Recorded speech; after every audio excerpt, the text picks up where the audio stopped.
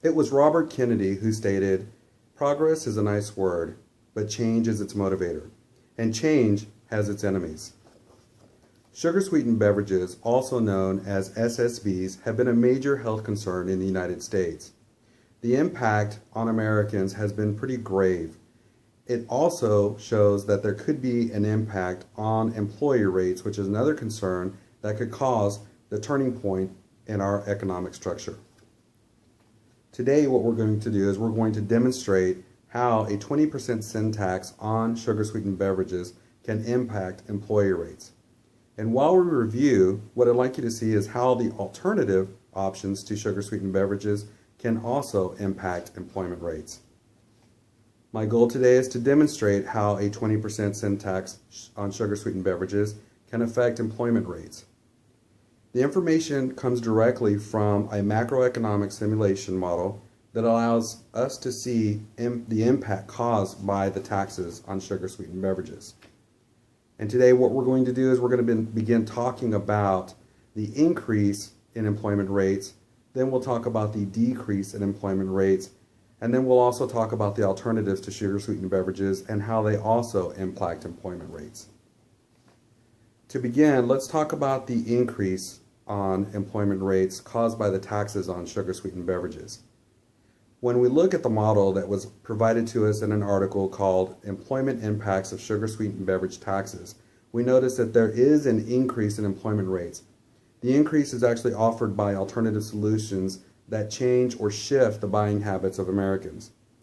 We use that simulation model to see that their increase is possible in employment rates. Since there is an increase, let's talk about the decrease.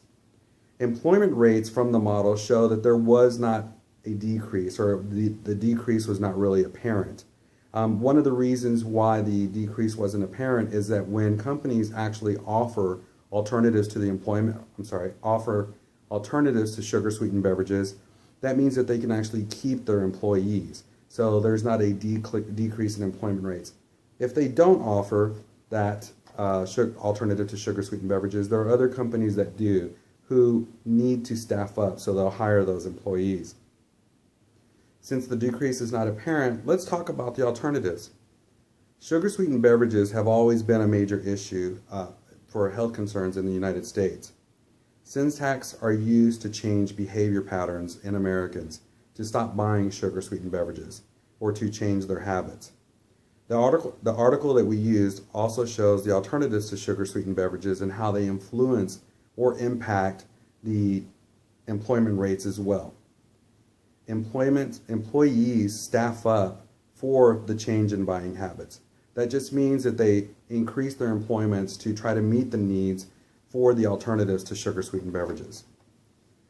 Today, we saw how a 20% sin tax on sugar-sweetened beverages impact employment rates. We saw the increase, then we saw the decrease or the potential for a decrease, and we witnessed the offset by alternatives to sugar-sweetened beverages. My goal today was to show you the effects on employment rates created by the 20% sin tax on sugar-sweetened beverages. And you'll see here in this model that I drew, you'll see that there is a steady rise in employment rates when we're using a 20% sin tax on employment rates, on sugar-sweetened beverages.